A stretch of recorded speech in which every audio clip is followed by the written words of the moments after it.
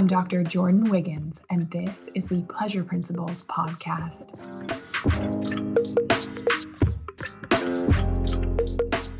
Join me on this journey where sex, science, and sensuality meet. Let's change the conversation around sex and pleasure together.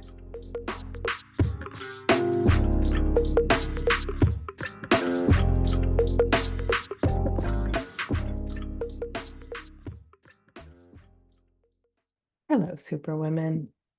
We're going to do a quickie today. I'm in my Dom energy, my masculine, well, as femdom as I get. But I want to tell you how it is. Did this on our Pleasure Principles call yesterday, and the feedback was amazing. So we're going to try it again here. Normally, I'm complimented on how my information is approachable and feels safe, especially for those that have a trauma history, raised in religious households, just shame around sex, just the shame that the patriarchy gives those raised as women around sex and our sexuality. But I feel like you can handle it today. So, quickie, here we come. Women having great sex are doing these things. And sadly, Superwomen, I can guarantee that you probably are not. That's why you are listening to this episode. So the first, they know what they desire. They know how they like to be touched. They know where. They know their full body yeses and nos. So when something doesn't feel good, they're not just like gritting their teeth and getting through it like we do, like we handle most of our life. Like, I can bear this, I'll push through, I'll get it done. No.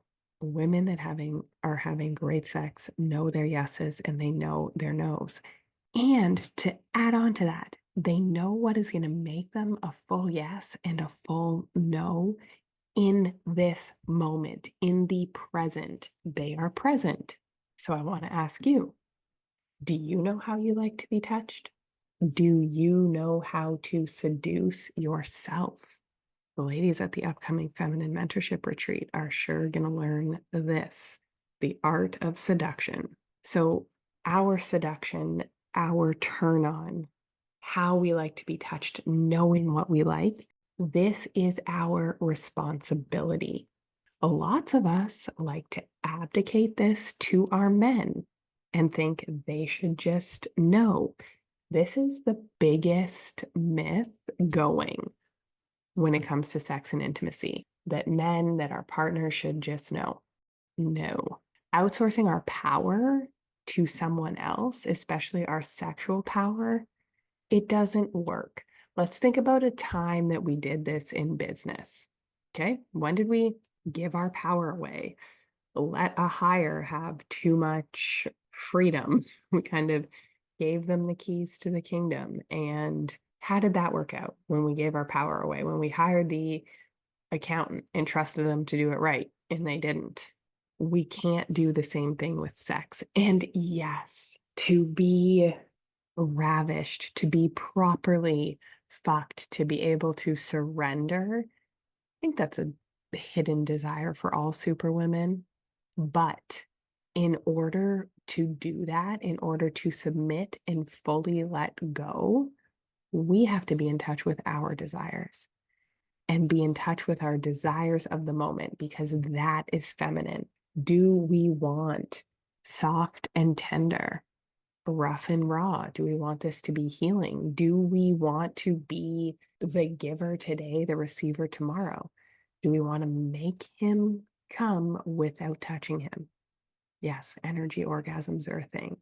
You'll never see a man's eyes open wider than when they're like, how did that just happen? They just like came all over themselves and they weren't even being touched. Advanced skills, ladies.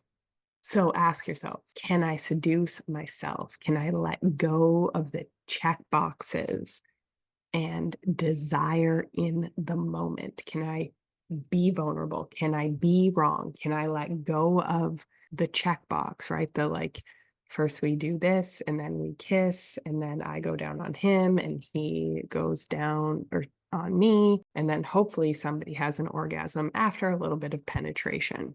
When we can let go of the formula, let go of being right, be vulnerable. And you can hear this, right? Because the bedroom is our mirror to the boardroom. And lots of us have a ton of fucking healing to do here, a ton of learning to do. I mean, who doesn't want to give somebody an energy orgasm? You probably didn't even know that was a thing. The second thing women having great sex do, they are able to share their feelings. They're out of their heads and into their bodies. High achieving, people pleasing, overgivers, we are constantly worried about others' feelings. So we avoid our own. It doesn't feel safe to feel our feelings. It doesn't feel safe to feel pleasure. We have to do some nervous system work and some healing here. We're great at thinking our feelings, but to actually feel them, like when's the last time you felt rage? Like pure rage. Anger wasn't an emotion I was allowed growing up. So I would stuff it down. I wasn't allowed to feel angry. I could feel like sad and victimy, but not anger. So sharing our feelings with our partner, and I'm going to add this, and not make them responsible. Have our own emotional accountability, because I have been dealing with some crusty super women lately since the eclipse. We've had a collective crustiness where they are so burnt out, so exhausted. They desire newness. They haven't done the work yet, haven't been able to integrate it yet, but they are victimy and blamey and just crusty as shit. So can we share our feelings? Can we feel them and not make them somebody else's responsibility? Because remember our codependency, we work very hard to not make other people hurt. So when the same courtesy is not granted to us, we lose our shit, when really we should learn to own our own stuff and let other people own theirs. Number 3, communicate your needs. We need to be able to communicate our needs in and out of the bedroom. Can you ask for support when you're scared that your needs won't be met? Can you talk about sex? I have a client that sold her company for enough to retire for the rest of her life. She's in her 40s and live well, right? Like, let's face it, we like the nice things. We're not going to live skimpy. Like, she's done very well. And she can't ask her husband to go down on her. And I have another client, works with celebrities, can't ask her husband to use her vibrator on her. And these are good, kind men that would be more than willing. Common superwoman problem is to not be able to communicate our intimate needs. I have another client that is really craving the sex that she used to have from the past and has no idea how to bring that up to her partner, how to have those conversations, because we weren't taught. We were taught that we had to make sure everyone else was okay before we were okay, and liking and wanting things is bad and wrong, and feeling good, like we have to earn our feeling good. So it's a cluster here. No wonder we're crusty. No wonder we have a collective crustiness going on. Number 4, have a self-pleasure practice. Women, people having great sex, they touch their own bodies. I have a client that wasn't able to orgasm. I'm going to find her text message.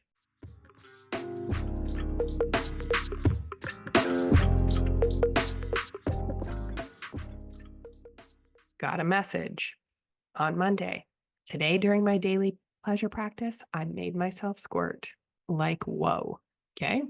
Again, and it's not that that's even our goal, but it's that your body has the ability to do so. Why wouldn't you want to? Why wouldn't you want to squirt? Why wouldn't you want to when you want to? Why wouldn't you want to give an energy orgasm when you want to? Cannot say enough about having a self-pleasure practice. And when we can learn about these things, learn about our bodies, undo the shame, be able to receive pleasure in our nervous systems, and it's like we can't stop orgasming. I tend to not want to share too much about myself and my preferences, because then I don't want people to think that that's their goal. Like we need to do our own exploration, find our own yeses and nos. But I had to I couldn't stop. I think I was on orgasm 5 and I was like, I have a call at 2:30 and I'm not going to have time to record this podcast for you all. When we dial our self-pleasure practice in, which doesn't necessarily have to mean self-pleasure, it can mean many things. Sometimes it's self-pleasure. Like I have enough energy that I could run a marathon, close some deals, send a million emails. Like I can crush it today now. And my client that squirted, she's going to be on high for a week. The fifth thing that women having great sex do is they make pleasure a priority, schedule sex, have date nights, connection time. They are actively filling their pleasure tanks on a daily basis. If you are new here and you have no idea what a pleasure tank is, episode 117 of the Pleasure Principles podcast. Learn about it. Learn why, if you are burnt out, exhausted, overwhelmed, or resentful, your pleasure tank's probably empty or close to it. So we need to make the shift. We need to make the shift from striving, achieving, doing to receiving pleasure, receiving help, letting it be easier. We need to make this shift. Pleasure first, not pleasure last, not after our to-do list is done, when everything's fine. Oh, just after this quarter, after this property closes, after this season, after the kids go away to school. No, no, no, no, because that time never comes. That's just a lie. That's a lie to avoid doing the work that you need to do to have the life that you say you want. Number 6, women having great sex know how to receive from a man, not an abusive man, not a man with a personality disorder. And some men, like we're talking about, we know how to receive from a man, not an underfunctioning boy that you caregive for. That's hard. Why we are paired with underfunctioners, though, is because we are an energetic match for this. And it is our work to do. You know what the fascinating part is that when we jump in and we do the work on learning how to receive, episode 128, even an underfunctioning man will start to step up. Healing those relationships dynamics is something that I love to do. That's why I created Revive, a 5-week private coaching program tailored for high achieving women who want to heal their relationship dynamic. They're resentful, intimacy is gone. You've tried everything and nothing's getting through to your partner. Some of you in your applications, even you're looking elsewhere. You're like, something's got to give here, or it's not going to be good. You're over functioning for an under functioning partner. You want your needs to be met without having constantly to remind, ask, nag, yell, cry, write letters. Who hasn't written a letter to try and get your point across? I know you have, Superwoman. You're sick of picking up the balls that other people are dropping. Everything feels hard. Everything feels like it's dependent on you, and you can't live like this anymore.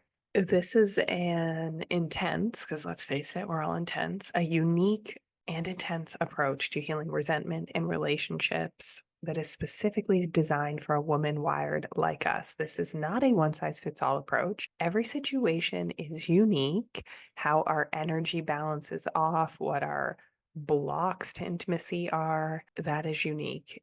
And you know this because you've tried the things, the podcast, the couples therapy, the books. And this is more than a communication formula. This is more than a weekly check-in meeting, weekly date night. This is an energetic way of being.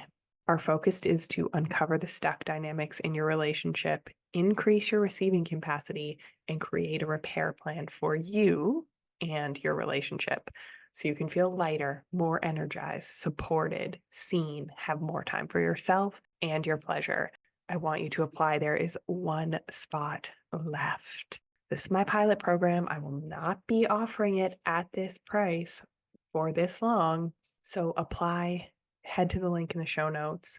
Some of the people that have applied have ended up working with me one-on-one because they needed a little bit more. Some people ended up doing my other program. Just if you are interested and you need this, if this is speaking to you, apply. And I'm happy to direct you for your right next steps. We want to make sure that this is a fit for both of us. And I am very clear on who this will help. And not only that, who's ready to do this work. And the seventh thing that women having, I'm laughing because my client just texted me resentful victim mode, crustiness to the max. She's listening to our replay. So when we are crusty, when we are resentful, we are not women having good sex. Number 7 is, can we give healthy affection to a man? Can we express affection? Like, or are we teammates and there's no intimacy? Can we show empathy? Like, we think we're empathetic, but really high achievers, like, we kind of suck at empathy. This is an entire module in the feminine mentorship because we are fixers, we are doers. We don't like to sit in the uncomfortability of other people's emotions, let alone our own. And that's a block. That's a hole in our pleasure tank. So I want you to, if this is you, if you can't give and receive healthy affection, I want you to do this for 2 weeks. First, gratitude. Gratitude for the people around you, for your man, for children, and not fake. Don't fake it. If you're peak crustiness, if you are a resentful ass bitch right now, we're not faking it. Energy doesn't lie. So find something small to be grateful for and share that gratitude. So if you are mega crusty mode and you can't even do that, if you're so resentful, you are so in victim mode, apply for Revive. We got to heal this resentment. We got to shed the resentment. We got to figure out a repair plan for you. That's what that program's for. But if you are not there yet, if your pleasure tank is a little fuller still, and you can actually show the healthy gratitude, then continue with step number 2. When people share something with you, shut up. And that's hard. That is hard for us doers and fixers and deeply empathetic people. Don't try and fix, just allow people to have feelings around you. And a caveat, try and tune into yours. How are you feeling right now? Like, do you even know? And the third is do a pleasure practice daily. Get into your body, move, take a dance class, a yoga class, take a deep breath into your pussy. Do it right now. Some of us, like, we are so numb. We are so cut off from our pelvic floors. Can you feel your labia? Can you breathe and feel your sit bones expand? Can you feel your cervix if you have one? Like, if you can't even breathe and soften your pelvic floor, feel it expand and contract, we have work to do, superwomen. There is work to do from having a numb vagina to multiple orgasms and squirting. And it is time to admit that you need to prioritize this. And you might need help. And there is absolutely no shame in that. So if you need help, head to the link in the show notes and apply for Revive. If you're having light bulb moments and this is speaking to you and you're like, yes, I'm going to do this, please DM me on Instagram and let me know what has helped, where you're stuck. Would love to hear from you all. And let's go be women that have great sex with ourselves and others.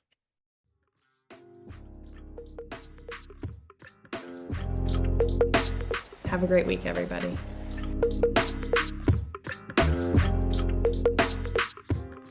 If you like what you heard in this episode, leave me a rating. Your support helps me get discovered by more women like you. Together, we can change the conversation around women's sexual health and pleasure for you, your partners, and generations to come.